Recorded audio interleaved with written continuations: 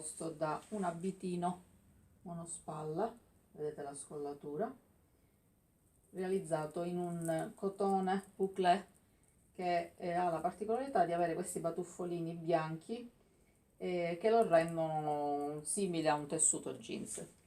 Questo abitino con questa scollatura è coordinato con il suo coprispalle, sempre in leggerissima maglia.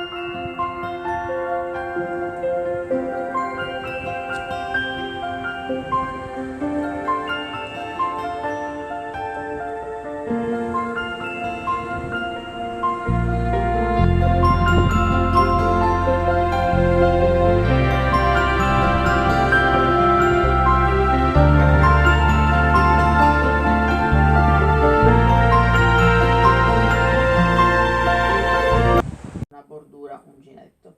Queste perline continuano e sono riportate anche qui sulla spalla.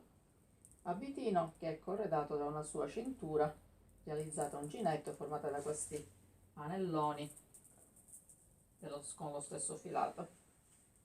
Particolarità dell'abitino e gran parte delle mie creazioni sono le cuciture. Mi piace moltissimo non fare cuciture, ma unire i teli con una lavorazione uncinetto che dà un effetto nudo. Lo riavvicino un po' di più l'abito così vi faccio vedere in particolare.